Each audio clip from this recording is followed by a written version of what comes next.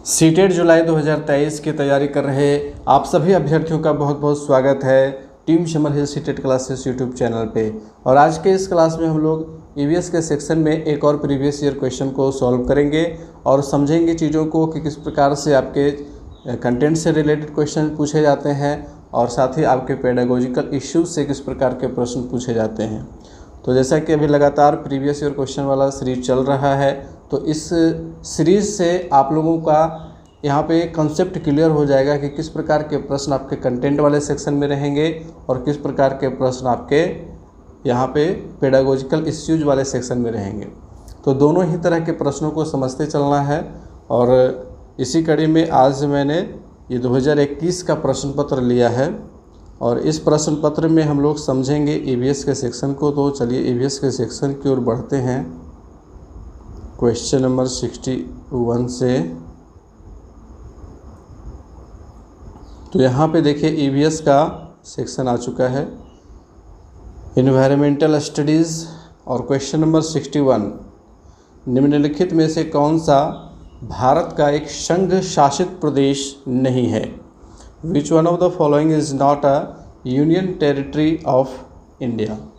तो union territories की संख्या कितनी है? 8 है। और इन 8 को आपको याद रखना है क्योंकि यहाँ आपसे ऐसे सवाल पूछे जा सकते हैं। ठीक है, तो यहाँ पे देखिए लद्दाख, जम्मू कश्मीर और चंडीगढ़, ये तीनों ही आपके यूनियन टेरिटरी हैं, यानी कि केंद्र शासित प्रदेश हैं, जबकि मणिपुर नहीं है।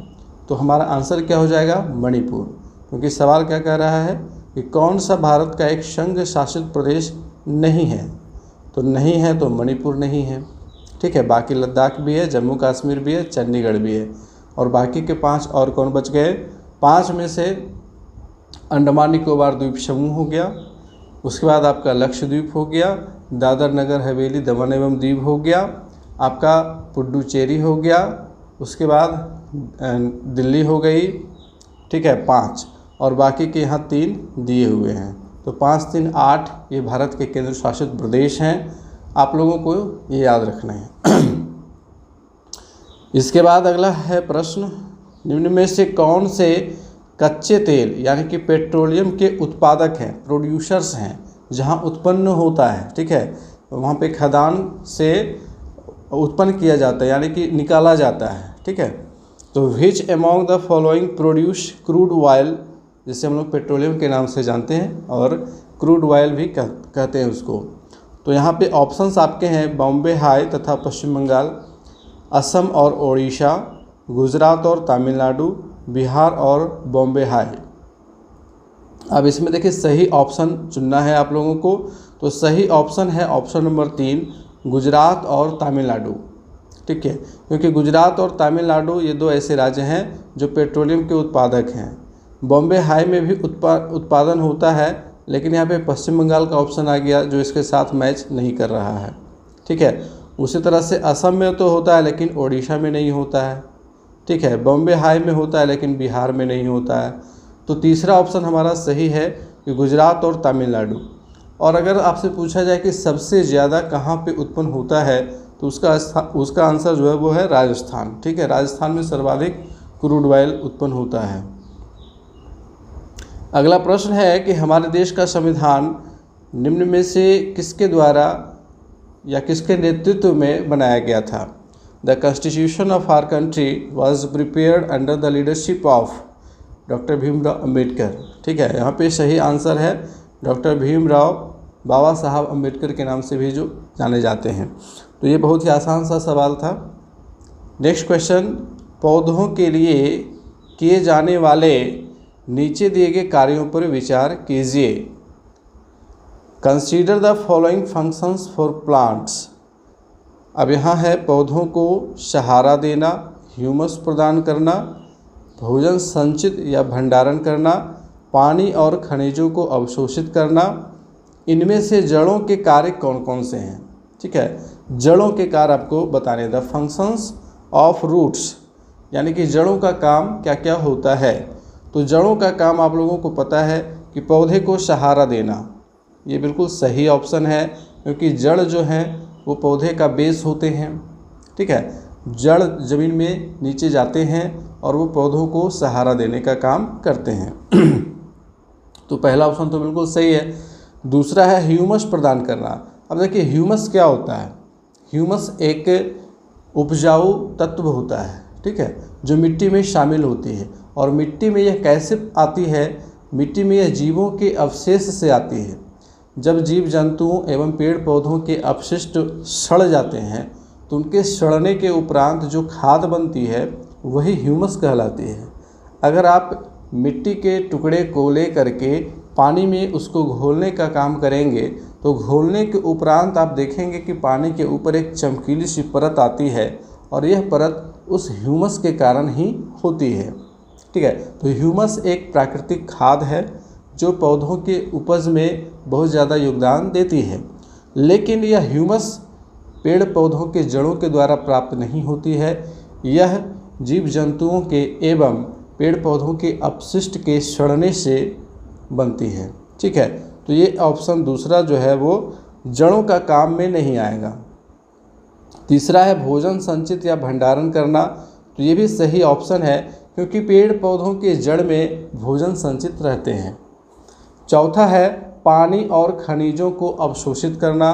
तो बिल्कुल जड़ जो है वह पृथ्वी के अंदर से जल एवं खनिज लवण को अवशोषित करने का काम करते हैं और इन्हीं के द्वारा पेड़ पौधों के पूरे बॉडी में यानी कि उनके जो पूरे तंत्र में संवहन ऊतक के द्वारा जलों का संवहन होता है, ट्रांसपोर्टेशन होता है। आप लोगों को पता होगा संवहन ऊतक के बारे में। तो संवहन ऊतक दो प्रकार के होते हैं, एक जाइलम होता है, दूसरा फ्लोएम होता है। जाइलम का काम है जल का संवहन करना, फ्लोएम का काम है भोजन का संवहन करना। तो इस प्रकार से जड़ों के काम में हम लोग देख रहे हैं कि ऑप्शन ए सही है, ऑप्शन सी सही है और ऑप्शन डी भी सही है। तो ए, सी और डी चौथा ऑप्शन हमारा यहाँ पे क्या है, सही है। चलिए नेक्स्ट क्वेश्चन की ओर बढ़ते हैं। पोचमपल्ली से देखिए बार बार सवाल पूछे जाते हैं और पोचमपल्ली से मुख्य रूप से सवाल ये पूछा जाता है कि पोचमपल्ली कहाँ स्थित है, ठीक है। अब इसको आप पढ़िएगा और लास्ट में घुमा फिरा करके पूछा जाएगा कि पोचमपल्ली कहाँ स्थित है। तो पोचमपल्ली भारत के दक्षिणी राज्य का एक कस्बा है जो सुंदरता से डिजाइन की गई चमकदार रंगों की पोचमपल्ली साड़ियों और विशेष प्रकार की बुनाई, जिसे भी पोचमपल्ली ही कहते हैं, के लिए प्रसिद्ध है। यह कस्बा अब किस राज्य का भाग है। तो घुमा फिरा करके पूछा जाता है कि पोचमपल्ली कहाँ स्थित है। तो आप लोगों को याद रखना है कि पोचमपल्ली तेलंगाना राज्य में है, ठीक है, यह तेलंगाना का हिस्सा है। तो तीसरा ऑप्शन हमारा यहाँ पे करेक्ट है। नेक्स्ट क्वेश्चन, निम्नलिखित में से खाद्य पदार्थों के उस समूह को चुनिए जिसके प्रत्येक सदस्य में लौह तत्व प्रचुर मात्रा में होता है। लौह तत्व यानी कि आयरन जिसमें ज़्यादा पाया जाता है। Select from the following a group of eatables, each member of which is rich in iron, ठीक है। तो iron rich eatable food items कौन कौन से हैं यहाँ पे आपको सेलेक्ट करना है। तो देखिए लौह तत्व हमारे लिए बहुत ज़्यादा ज़रूरी हैं क्योंकि वे हमारे शरीर में हीमोग्लोबिन के निर्माण में योगदान देते हैं, ठीक है। और हीमोग्लोबिन की कमी अगर हो जाए शरीर में तो उस स्थिति को रक्त अल्पता या फिर एनीमिया के नाम से जाना जाता है, ठीक है। तो एनीमिया जो है वह मुख्य रूप से आयरन की कमी से होती है। आयरन डिफिशियंसी के कारण एनीमिया होती है और एनीमिया से बचाव के लिए डॉक्टर सलाह देते हैं कि ऐसे फूड आइटम्स आप लीजिए जिनमें रिच आयरन जो है वो रिच मात्रा में यानी कि प्रचुर मात्रा में उपलब्ध हो, ठीक है। तो यहाँ पे वे कौन कौन से ऐसे भोज्य पदार्थ हैं, खाद्य पदार्थ हैं जिनमें आयरन पाया जाता है। तो सबसे पहला तो गुड़ है, ठीक है, गुड़ सही ऑप्शन होगा। गुड़ के अलावा आपका आंवला भी सही हो जाएगा। आंवला के अलावा आपका पालक सही होगा। पालक में आयरन बहुत ज़्यादा पाया जाता है और पालक इसीलिए डॉक्टर लोग खाने की सलाह देते हैं। गुड़, आंवला, पालक, इसके अलावे आपका तिल में भी पाया जाता है आयरन पाया जाता है। और यहाँ पे ऑप्शंस में आपका क्या क्या है देखिए, गुड़ है, आंवला है और टमाटर है। तो टमाटर वाला ऑप्शन यहाँ पे गलत हो जाएगा। आंवला है, पालक है और गुड़ है, ये बिल्कुल सही ऑप्शन है। आंवला, बंद गोभी, टमाटर, बंद गोभी और टमाटर यहाँ पे गलत हो जाएगा। बंद गोभी, आंवला, पालक, तो यहाँ पे बंद गोभी वाला ऑप्शन जब आ गया तो ये भी गलत हो जाएगा। हमारा दूसरा ऑप्शन यहाँ पे सही है, क्योंकि दूसरे ऑप्शन में जो समूह है खाद्य पदार्थों के, उनमें आयरन जो है वो प्रचुर मात्रा में पाया जाता है। नेक्स्ट क्वेश्चन है, निम्न में से पक्षियों का वह समूह चुनिए जिसका प्रत्येक सदस्य हमारी तुलना में 4 गुनी अधिक दूरी तक वस्तुओं को स्पष्ट देख सकने की योग्य है। ठीक है, select from the following a group of birds each member of which is able to see distinctly the object 4 times as far as we can see। तो हमसे 4 गुना बेहतर देखने के लिए सक्षम जो जीवों पक्षियों के समूह हैं वो आपके हो जाएंगे बाज, चील और गिद्ध। ठीक है, बाज, चील और गिद्ध, ये 3 ऐसे पक्षी हैं जो हमसे 4 गुना ज़्यादा देख सकते हैं। और ये सीधे सीधे ये सारे प्रश्न जो है वो आपके NCERT के EVS बुक से पूछे गए हैं। ठीक है, EVS के बुक में ये सारा टॉपिक दिया हुआ है, वहीं से सारा प्रश्न पूछा गया है। क्वेश्चन नंबर 68, नीचे दिए गए किस राज्य के ग्रामीण लोग अपने ढालू छत वाले लकड़ी के मकान मजबूत बांस के खंभों पर धरती से 3 से 3.5 मीटर की ऊंचाई पर बनाते हैं? In which one of the following states most villagers construct their wooden houses 3 to 3.5 meter above the ground on strong bamboo pillars with sloping roofs। ढालू छत के साथ बना होता है। तो ये बहुत बार प्रश्न जो है रिपीट किया गया है, ये प्रश्न जो है ना बहुत बार रिपीट किया गया है। आप जितने भी प्रश्न सेट को उठा करके देखिएगा वहाँ पे ये प्रश्न आपको मिलना ही मिलना है, और सभी को याद हो गया है कि यह असम में होता है, क्योंकि असम में बारिश ज़्यादा होती है और ज़्यादा बारिश होने के कारण वहाँ लोग जो है घर धरती से ऊंचाई पर बनाते हैं। 3 से 3.5 मीटर ऊंचाई पे बांस के ऊपर बना होता है ताकि पानी घरों में ना पहुँचे, और पानी के साथ साथ जो अवांछनीय जीव होते हैं जैसे सांप वगैरह वो भी घरों में पहुँचने से बचाव हो, सुरक्षित हो। तो यहाँ पे तीसरा ऑप्शन हमारा सही है, और यह भी आपका NCERT के EVS बुक से ही लिया गया है, और ये आपका शेल्टर वाला थीम से संबंधित है। आश्रय वाला जो थीम है ना, there are 6 themes in EVS, तो उनमें से एक है शेल्टर, और शेल्टर से ही संबंधित ये क्वेश्चन बनता है। क्वेश्चन नंबर 69 को लीजिए, भारत के मानचित्र में दिल्ली की स्थिति के सापेक्ष गांधीनगर यानी कि गुजरात की राजधानी और पटना यानी कि बिहार की राजधानी की दिशाएं क्रमशः हैं। अब यहाँ पर भारत का मानचित्र हमें याद रखना होगा। ठीक है, और दिल्ली की स्थिति यहाँ पे लगभग होती है। ठीक है, यहाँ पे दिल्ली है लगभग, और गुजरात आपका इधर आ जाता है, तो गुजरात इधर हो जाएगा, और पटना इधर हो जाता है बिहार, तो पटना की स्थिति इधर। अब यहाँ पर दोनों की स्थिति आप देख लेंगे तो दिल्ली से नीचे दिशा में है, और नीचे की दिशा दक्षिण की दिशा होती है, और जब हम इसको इस तरह से दिशा के रूप में बांटेंगे तो ये हो जाएगा ईस्ट, ये हो जाएगा नॉर्थ, ये हो जाएगा वेस्ट, और नीचे हो जाएगा साउथ।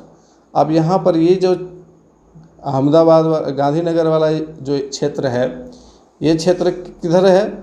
ये आपका सदर्न वेस्ट में है, और पटना वाला क्षेत्र किधर है? तो सदर्न ईस्ट में है। तो यहाँ पे सही ऑप्शन क्या हो जाएगा?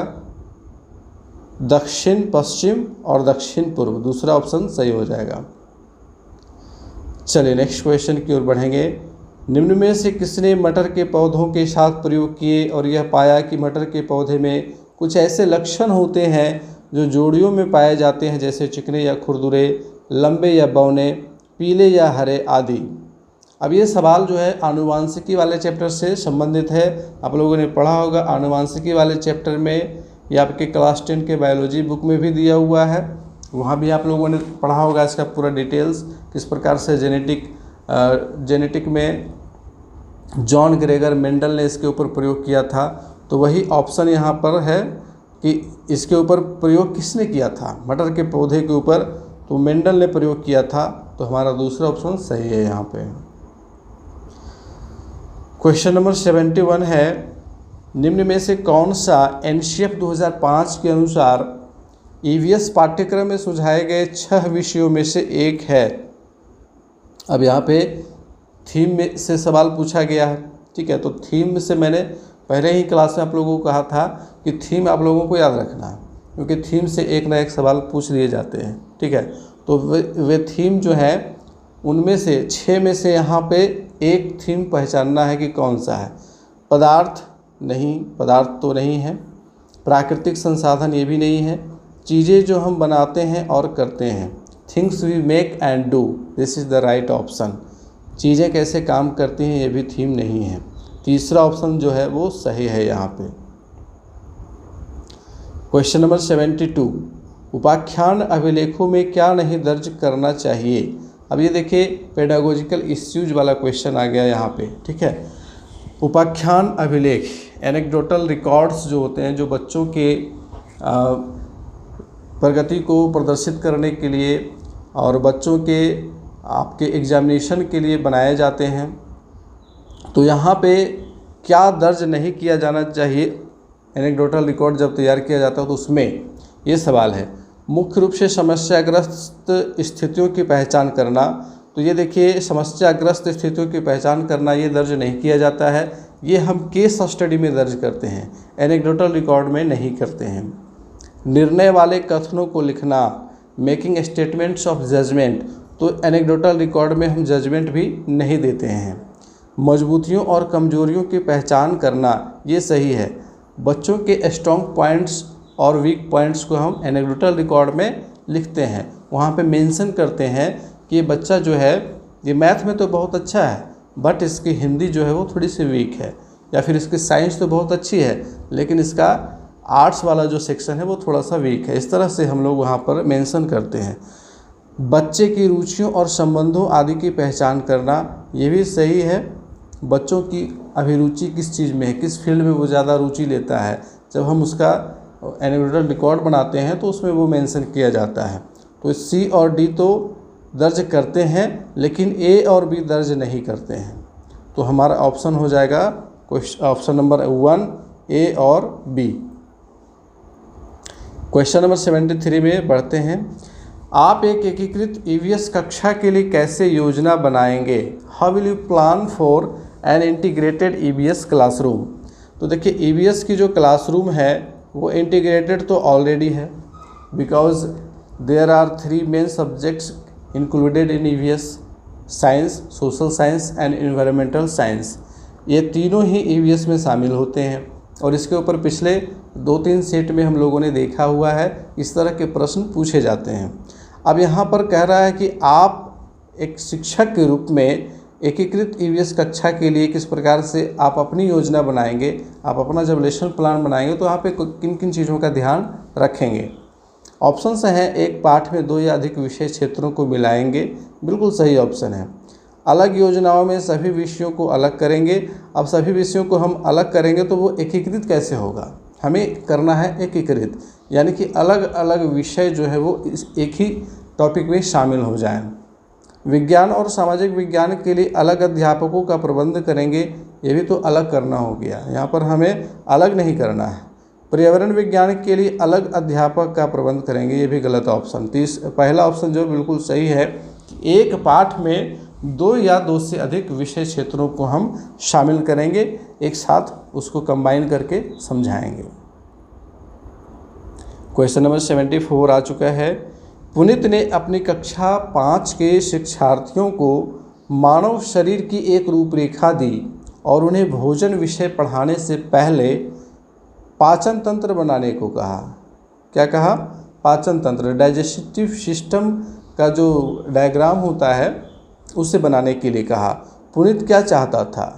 परीक्षण करना कि शिक्षार्थी नामांकित आरेख बना सकता है, पाचन से संबंधित शिक्षार्थियों के विचारों को प्राप्त करना, अच्छे ड्राइंग कौशल वाले शिक्षार्थियों की पहचान करना, या फिर पाचन की प्रक्रिया पर शिक्षार्थियों का मूल्यांकन करना।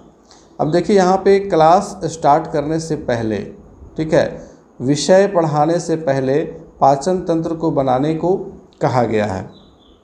इसका ये मतलब है कि शिक्षक चाहते हैं कि बच्चे का पूर्व ज्ञान क्या है और उसको उससे संबंधित, विषय से संबंधित जो उनके विचारधाराएं हैं उनको हम जान लें, ठीक है, ताकि उनके मन में क्या चीज़ें चल रही हैं वो कहाँ तक जानते हैं और कहाँ कहाँ पे उनका जो नॉलेज है वो थोड़ा सा कम है, हमें उसमें इन्हांसमेंट करने हैं।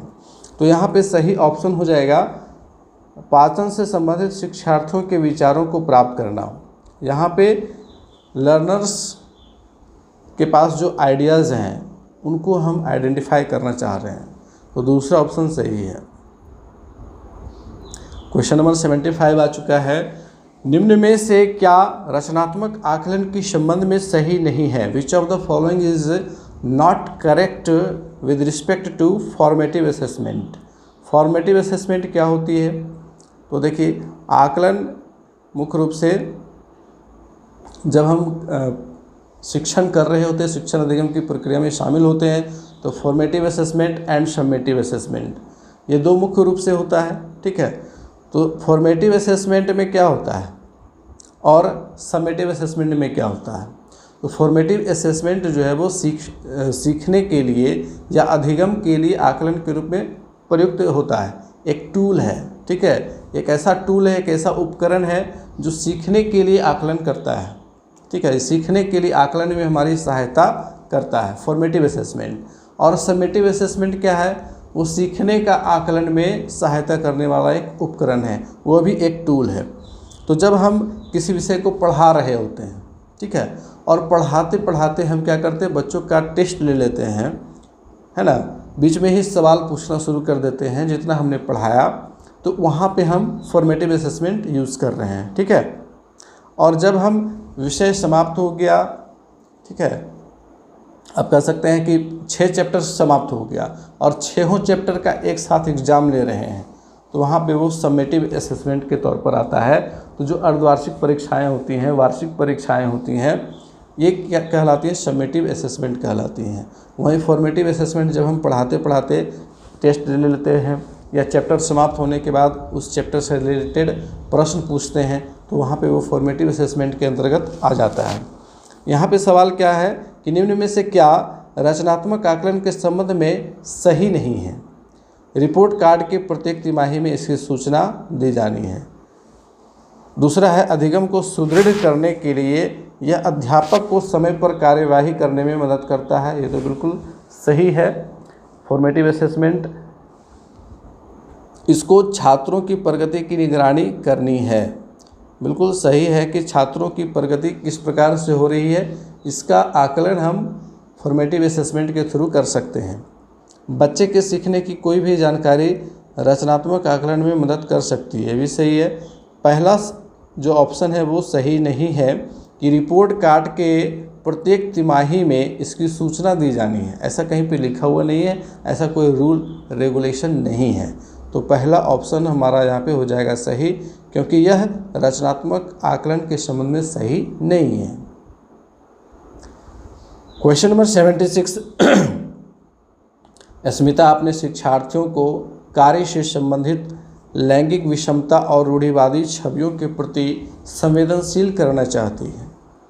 स्मिता को निम्न में से अपनी कक्षा में क्या करना चाहिए? ऑप्शंस हैं, रूढ़िवादी मॉडलों को छात्रों को प्रस्तुत करें। अगर हम रूढ़िवादी मॉडल को प्रस्तुत करेंगे तो हम कैसे संवेदनशील बनाएंगे बच्चों को? ये पहला ऑप्शन गलत हो गया। विभिन्न प्रकार के कार्यों के फ्लैश कार्ड दिखाएं। फ्लैश कार्ड दिखाना एक अपेक्षाकृत कम मजबूत ऑप्शन है, ठीक है। अधिक मजबूत ऑप्शन भी अगर हो तो वहाँ पे हम जाएंगे। केवल लड़कों से प्रतिदिन कक्षा को साफ करने को कहना, अगर हम ऐसा करते हैं तो वहाँ भी हम जेंडर रूढ़िवादिता को प्रश्रय दे रहे हैं, बढ़ावा दे रहे हैं। एक छात्र की मां को कक्षा में आमंत्रित करें जो ऑटो चालक हैं। अब यहाँ पर देखिए, जनरली अमूमन लोगों का ऐसा मानना होता है कि ऑटो चलाने वाले पुरुष होते हैं, लेकिन अगर एक ऐसा छात्र आपके कक्षा में है जिसकी मां ऑटो चालक है, तो वो एक बेहतर उदाहरण हो सकती हैं जिनके माध्यम से आप जेंडर रूढ़िवादिता के प्रति संवेदनशील बना सकते हैं छात्रों को, ताकि आप उनके माध्यम से ये सिखा सकते हैं कि ऐसा कोई ज़रूरी नहीं है कि चालक के रूप में, ड्राइवर के रूप में केवल पुरुष ही काम करेंगे, वहाँ महिलाएं भी काम कर सकती हैं। तो चौथा ऑप्शन सही है। क्वेश्चन नंबर 77 आ चुका है। कक्षा 5 के शमियन आमतौर पर अपना दिया हुआ कक्षा का कार्य नहीं करते हैं। एक क्लास 5 का स्टूडेंट है जो अमूमन अपना दिया हुआ कक्षा का कार्य नहीं करता है। मुद्दे को हल करने का सबसे अच्छा उपाय क्या हो सकता है? एक टीचर के तौर पर आप इस समस्या को कैसे हल करिएगा? पहला ऑप्शन है उसकी कठिनाई का पता लगाने और उसके अनुसार कक्षा कार्य को समायोजित करने के लिए उससे बात करें। ठीक है, talk to him to find his difficulty and adjust class work accordingly. ये सही ऑप्शन है, बिल्कुल ऐसा ही करना चाहिए। हम बच्चों से बात करें, बच्चों से उसकी समस्या को समझें कि आखिर उसे क्या परेशानी है। ठीक है, और उसके बाद फिर उसके अकॉर्डिंग हमें क्लास को थोड़ा सा एडजस्ट करना होता है। किसी दूसरे बच्चे को उसकी कक्षा के कार्य को पूरा करने में मदद करें, ये गलत ऑप्शन है। माता पिता से बात करें और उन्हें सलाह दें। माता पिता से बात करना ये समस्या का समाधान नहीं हो सकता है। उसे विकल्प और आसान गृह कार्य दे दें, ये भी गलत ऑप्शन है। क्वेश्चन नंबर 78, मुस्कान ने परिवहन में डीजल वाहनों का उपयोग निषिद्ध होना चाहिए। Use of diesel vehicles in transportation should be prohibited, है ना। यानी कि परिवहन के लिए डीजल वाहनों का उपयोग निषिद्ध कर दिया जाना चाहिए। विषय पर एक वाद विवाद का आयोजन किया। ठीक है, वाद विवाद का आयोजन किया गया है, डिबेट का आयोजन किया गया है। मुस्कान के द्वारा इस विषय पर कक्षा में वाद विवाद के आयोजन का क्या उद्देश्य है? ऐसा क्या उसने सोचा कि उसने इस डिबेट को क्लास में अरेंज किया है? अब यहाँ पे पहला ऑप्शन है कि वह पूरी तरह से परिवहन में डीजल वाहनों पर प्रतिबंध लगाने की आवश्यकता पर छात्रों को संवेदनशील बनाना चाहती है। अगला ऑप्शन है कि यह छात्रों के विचारों को जानने और उन्हें सही करने में मदद करेगा। तीसरा है कि वह आधुनिक वाहनों के उपयोग के लाभों पर छात्रों को संवेदनशील बनाना चाहती है। और चौथा है यह इस मुद्दे पर छात्रों को कई दृष्टिकोण की सराहना करने में मदद करता है। It helps students in appreciating multiple perspectives on this issue. और ये देखिए सबसे बढ़िया ऑप्शन ये चौथा हमारा है। यह जो वाद विवाद है यह इस मुद्दे पर छात्रों को कई दृष्टिकोणों की सराहना करने में मदद करेगा। यानी कि छात्रों के मन में बहुत तरह के विचार आएंगे, बहुत तरह के आइडियाज़ आएंगे, उनका ब्रेन स्टॉर्मिंग होगा वहाँ पे और वो इसके कई पहलुओं पर चर्चा करेंगे।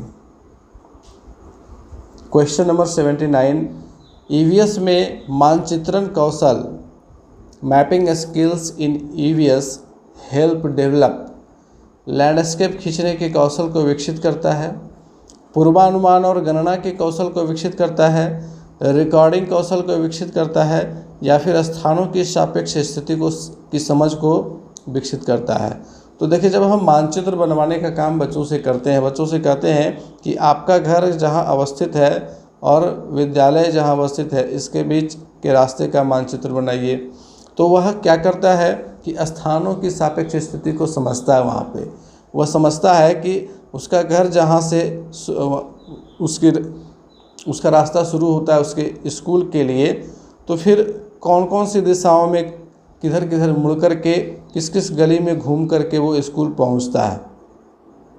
तो वहाँ पर स्थानों की सापेक्ष स्थिति की समझ उसकी विकसित हो रही है और यही सही ऑप्शन है, ऑप्शन नंबर 4। यह स्थानों की सापेक्ष स्थिति की समझ को विकसित करता है ईवीएस में मानचित्रण कौशल, understanding of relative position of places. Question number 80 आ चुका है। ईवीएस की एकीकृत प्रकृति सहायक है। The integrated nature of EVS helps to पाठचर्या के भार को कम करने में और विशिष्ट प्रकरणों को पेश करने में, पाठचर्या के भार को कम करने और शिक्षार्थियों को सार्थकता पूर्वक सीखने में, शिक्षार्थी केंद्रित उपागम का पालन करने और संकल्पनाओं की अधिक संख्या का परिचय देने में, दी गई सूचनाओं और विवरणों को सीखने में। तो यहाँ पर देखिए बहुत अच्छे अच्छे ऑप्शन दिए हुए हैं कि ईवीएस की जो एकीकृत प्रकृति है, यानी कि हम ईवीएस के एक ही सब्जेक्ट में अलग अलग टॉपिक्स को शामिल कर रहे हैं। उसमें हम साइंस को भी ले रहे हैं, उसमें हम सोशल साइंस को भी इंक्लूड कर रहे हैं और साथ ही उसमें इन्वायरमेंटल स्टडीज़ को भी इंक्लूड कर रहे हैं। तो यह जो है एक तो पाठचर्या के भार को कम कर रहा है, ठीक है। पाठचर्या को चूँकि एनसीएफ 2005 इसी थ्योरी के ऊपर आधारित है और उसके जो अध्यक्ष थे प्रोफेसर यशपाल, उनका एक पहले भी रिपोर्ट आ चुका था, लर्निंग विदाउट बर्डन, ठीक है। तो लर्निंग विदाउट बर्डन का मेन उद्देश्य भी वही था कि पाठचर्या के बोझ को कम किया जाए। जो एक ही टॉपिक पे अलग अलग बुक्स हैं उनको रिड्यूस करके एक इंटीग्रेटेड बुक तैयार किया जाए और उसी लिए ईवीएस को तैयार किया गया। तो पाठचर्या के भार को तो कम किया गया, उसके साथ साथ शिक्षार्थियों को सार्थकता पूर्वक सीखने में ये मदद करता है। ये भी सही ऑप्शन है। तो दूसरा ऑप्शन जो है वो सबसे अच्छा है। एक तो ये पाठचर्या के भार को कम कर रहा है और साथ ही शिक्षार्थियों को सार्थकता पूर्वक सीखने में मदद कर रहा है, ठीक है। Reduce curriculum load and help children to learn meaningfully. सार्थकता पूर्वक अधिगम ये सबसे ज़रूरी चीज़ है। क्वेश्चन नंबर 81 में आइए, निम्न में से क्या ईवीएस में आकलन का एक व्यापक संकेतक नहीं है? आकलन का यानी कि असेसमेंट का इंडिकेटर नहीं है। सहयोग, देखिए सहयोग तो इंडिकेटर है, क्योंकि ईवीएस में हम एक दूसरे को सहयोग करना सिखाते हैं, क्योंकि ये हमारे सामाजिक सांस्कृतिक परिवेश से संबंधित होता है। न्याय के प्रति सरोकार, ये भी सही ऑप्शन है, ये भी संकेतक है, बिकॉज हम लोग बच्चों को वहाँ पर इन सभी मामलों के प्रति संवेदनशील बनाते हैं, ठीक है। न्याय के प्रति सरोकार, concern for justice, concern for gender equality, इन सभी के प्रति हम क्या करते हैं, बच्चों को संवेदनशील बनाते हैं। समानता के प्रति सरोकार, ये भी सही ऑप्शन है, कंसर्न फॉर इक्वलिटी, वहाँ पर सभी बच्चे समावेशी शिक्षा की अवधारणा भी यही कहती है कि समानता होनी चाहिए सभी बच्चों के बीच। तो ये तीन तो सही हैं। अवधारणा मानचित्रण, अब यहाँ पर देखिए अवधारणा मानचित्रण व्यापक संकेतक में नहीं आएगा, ठीक है। अवधारणा मानचित्रण यानी कि कंसेप्ट मैपिंग जो है ये व्यापक संकेतक नहीं है, ब्रॉड इंडिकेटर नहीं है। ब्रॉड इंडिकेटर में सहयोग है, न्याय के प्रति सरोकार है, समानता के प्रति सरोकार है। अब देखिए व्यापक संकेतक क्या है? जो व्यापक लक्ष्य हमने तय किए हैं उसको हम व्यापक संकेतक कहेंगे। जो हमारे छोटे उद्देश्य हैं, छोटे लक्ष्य हैं, उन्हें हम लघु संकेतक के अंतर्गत रखते हैं। तो आपका कंसेप्ट मैपिंग जो है ये लघु संकेतक के रूप में शामिल होगा। क्वेश्चन नंबर 82, कुछ हजार साल पहले भारत में तालाबों के निर्माण के अल-बिरूनी के अवलोकन के आधार पर कक्षा 5 के ईवीएस के पाठ्य पुस्तक में एक अनुच्छेद है, एक पैराग्राफ दिया हुआ है। इस अनुच्छेद को शामिल करने का क्या उद्देश्य होगा? क्यों इस अनुच्छेद को शामिल किया गया है? इसके पीछे का उद्देश्य क्या है? पहला कथन है, आपका ऑप्शन यहाँ नीचे दिया हुआ है, ये 4 कथन हैं। यह इतिहास के स्रोतों की पहचान करने में शिक्षार्थियों की मदद करता है। ये बिल्कुल सही ऑप्शन है, क्योंकि यह हमारे ऐतिहासिक धरोहर में शामिल है, ठीक है। इतिहास के स्रोत के रूप में यह एक महत्वपूर्ण दस्तावेज है। यह शिक्षार्थियों को उनके अवलोकनों की रिकॉर्डिंग में सुधार करने में मदद करता है ये गलत ऑप्शन है। शिक्षार्थियों को उनके अवलोकन की रिकॉर्डिंग में सुधार करने में मदद नहीं करेगा, क्योंकि यह ऑलरेडी अवलोकन के ऊपर ही आधारित है। यह शिक्षार्थियों को कुछ हजार साल पहले भारत में मौजूद तकनीक की सराहना करने में मदद करता है। ये भी बिल्कुल सही है, क्योंकि इसके द्वारा हमें पता चलता है कि 1000 साल पहले भी हमारे यहाँ ऐसी टेक्नोलॉजी अवेलेबल थी जिसके माध्यम से हम लंबे समय तक जल को संग्रहित करके रख सकते थे। यह शिक्षार्थियों को इतिहास में साक्ष्य की भूमिका की सराहना में मदद करता है। ये भी सही ऑप्शन है। It helps learner to appreciate the role of evidence in history. इतिहास में बहुत सारे ऐसे साक्ष्य मिलते हैं जिनके आधार पर हम अपने बीते हुए कल की, अपने अतीत की जानकारी प्राप्त करते हैं, अपने विरासत को समझते हैं कि उस टाइम पे हमारा क्या कल्चर था, उस टाइम पे हमारा किस प्रकार का वहाँ पे कह सकते हैं कि सांस्कृतिक, सामाजिक एवं विकास का जो परिदृश्य था वो किस प्रकार का था। तो ए, सी और डी ये तीनों ही सही यहाँ पे उद्देश्य है। तो दूसरा ऑप्शन हमारा हो जाएगा सही। बढ़ते हैं अगले प्रश्न की ओर। 83वां सवाल आ चुका है। अपनी कक्षा में 50 से अधिक छात्रों के साथ वाणी उन्हें एक ऐसी गतिविधि में जोड़ना चाहती हैं जिसमें सीखने को बढ़ाने के लिए अधिकतम संख्या में इंद्रिय शामिल हों। निम्न में से कौन सा क्रियाकलाप उपरोक्त कार्य के लिए ठीक होगा। अब देखिए, अपनी कक्षा में 50 से अधिक छात्रों के साथ वाणी उन्हें एक ऐसी गतिविधि से जोड़ना चाहती हैं जिसमें सीखने को बढ़ाने के लिए अधिकतम संख्या में इंद्रियां शामिल हों। इंद्रिय का मतलब सेंस ऑर्गन्स शामिल हों। ठीक है। With over 50 students in her class, Vani wants to engage them in an activity which involves maximum number of senses to enhance learning. Which of the following activities will be suitable for this purpose. कौशलों के प्रदर्शन के लिए समुदाय से संदर्भ व्यक्तियों को आमंत्रित करना, समूह चर्चा को प्रोत्साहित करना, उचित एवी साधन के लिए स्मार्ट कक्ष का उपयोग करना। एवी का मतलब क्या हो गया, ऑडियो विजुअल। ठीक है, A for audio and V for visual, जिसे हम लोग श्रव्य दृश्य सामग्री के रूप में जानते हैं। चौथा ऑप्शन है नज़दीक के स्थान के लिए क्षेत्र भ्रमण का आयोजन करना। तो देखिए, क्षेत्र भ्रमण जैसे ही आएगा, फील्ड ट्रिप जैसे ही आ गया, तो ये सबसे बेस्ट ऑप्शन होगा, क्योंकि जब हम प्रत्यक्ष रूप में बच्चों को कुछ सिखाते हैं तो वो सबसे ज़्यादा लाभकारी होता है। और यहाँ पे काम करता है cone of experience given by Edgar Dale. Edgar Dale का अनुभव शंकु, उनका सिद्धांत यहाँ पे काम करता है। उनका कहना था कि जो हम सुनते हैं, जो हम पढ़ते हैं, उसका 10% हिस्सा याद रख पाते हैं। फिर जो हम सुनते हैं उसका 20%, जो हम देखते हैं उसका 30%, जो सुनते और देखते हैं उसका 60 से 70%, और जो हम करते हैं उसका 90% याद रह पाता है। ठीक है, 2 सप्ताह के बाद तक ये रिटेंशन पावर रहता है। ठीक है, इंसान का। तो उसके ऊपर एडगर डेल का कोन ऑफ एक्सपीरियंस का थ्योरी है। तो यहाँ पे चौथा ऑप्शन सबसे सही है। क्वेश्चन नंबर 84 में आइए। इकरा अपने शिक्षार्थियों को ईवीएस में समाचार पत्रों और पत्रिकाओं को पढ़ने के लिए क्यों प्रोत्साहित करती है। ये मनोरंजक संसाधन उपलब्ध हैं। ये शिक्षार्थियों को उनके अपने संसार से जुड़ने में सहायता करते हैं। बिल्कुल सही ऑप्शन है। ये शिक्षार्थियों को स्वतंत्र बनाने में सहायता करते हैं। ये शिक्षार्थियों को प्रतिस्पर्धी बनाते हैं। तो देखिए, जब हम बच्चों को समाचार पत्रों और पत्रिकाओं को पढ़ने के लिए प्रोत्साहित करते हैं तो हमारा ये उद्देश्य होता है कि बच्चे अपने संसार से जुड़े और हमारे संसार में जो समसामयिक घटनाएं घटित हो रही हैं बच्चे उनसे अपडेट रहें। ठीक है, बच्चों को उनके बारे में जानकारी हो। इसीलिए हम समाचार पत्रों और पत्रिकाओं को पढ़ने के लिए विद्यार्थियों को प्रोत्साहित करते हैं।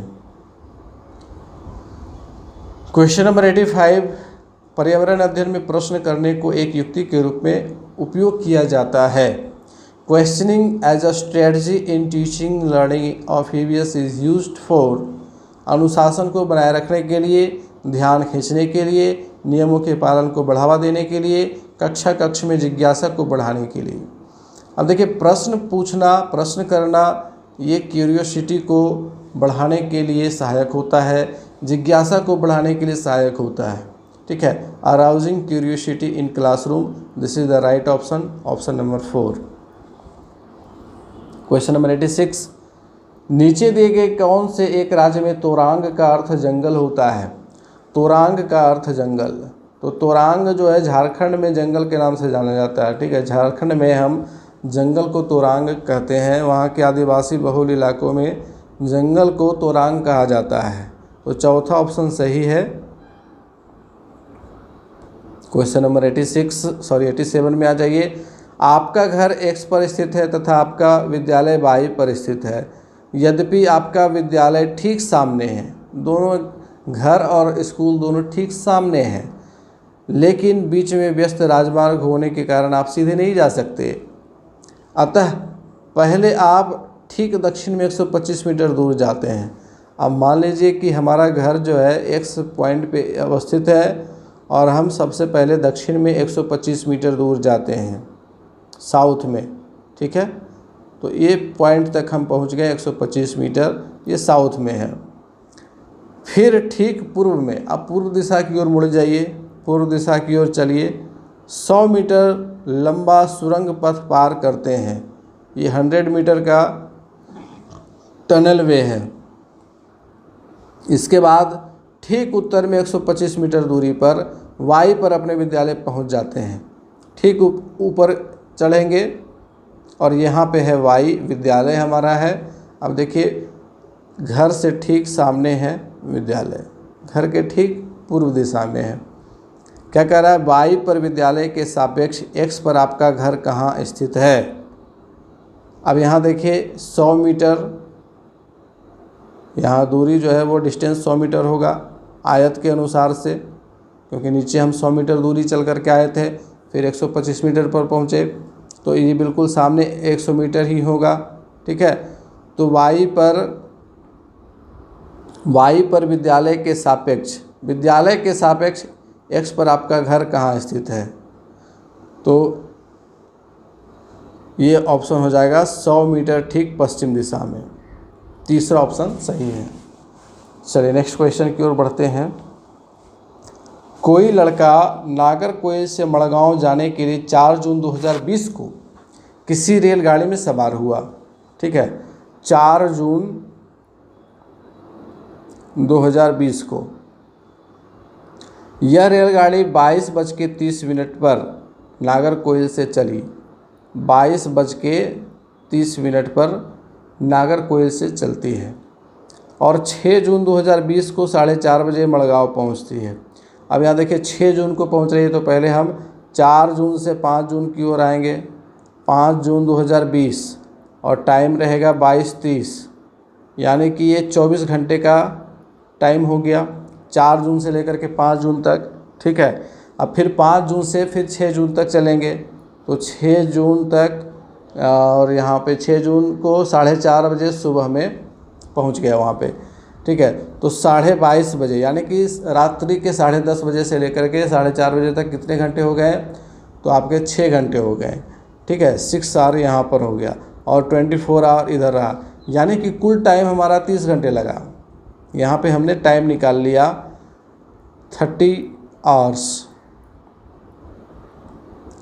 कहता है कि यदि इस समय अंतराल में रेलगाड़ी ने 1145 किलोमीटर की दूरी तय की तो रेलगाड़ी की औसत चाल लगभग क्या थी।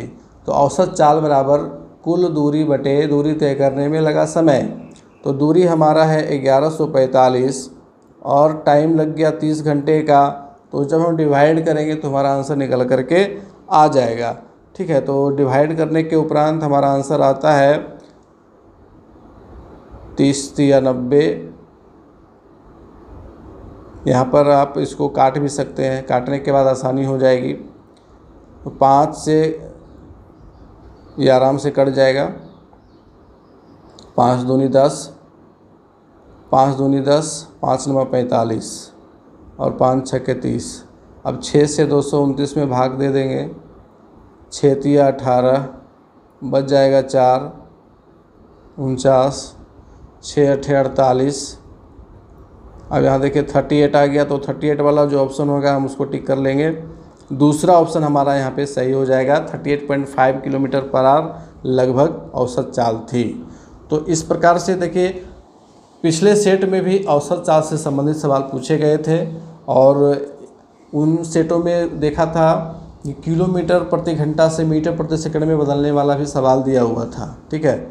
और यहाँ पे सीधे सीधे औसत चाल ही पूछा गया, तो ये तो आसान सा सवाल है। क्वेश्चन नंबर 89, नीचे दिए गए कौन से कथन नीचे दिया गया कौन सा कथन मधुमक्खियों और छत्तों के विषय में सही नहीं है। अब देखिए एक बार फिर से हनी बी वाला टॉपिक आपका आ गया, ठीक है, हनी बीज वाला टॉपिक आ गया। तो मधुमक्खियों से संबंधित कुछ फैक्ट्स हैं जिसका डिस्कशन हमने पिछले क्लासेस में भी किया है। तो प्रत्येक छत्ते में एक रानी मक्खी होती है जो अंडे देती है, ये सही कथन है। नर मक्खियाँ छत्तों के लिए अत्यंत महत्वपूर्ण होती हैं, ये सही नहीं है।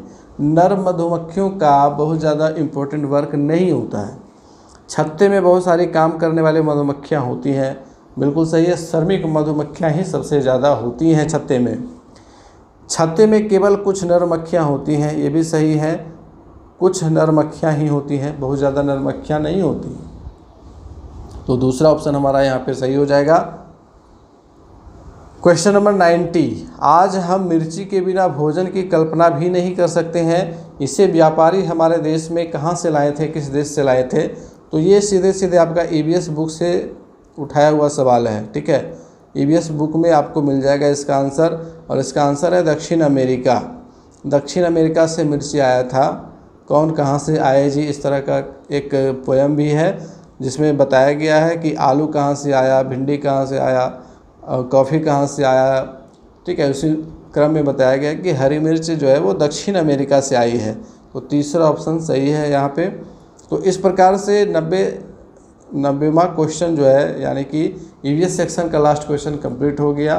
तो आज का क्लास आप लोगों को कैसा लगा कमेंट करके ज़रूर बताइएगा। मिलते हैं फिर से नेक्स्ट वीडियो में, तब तक के लिए गुड बाय, टेक केयर।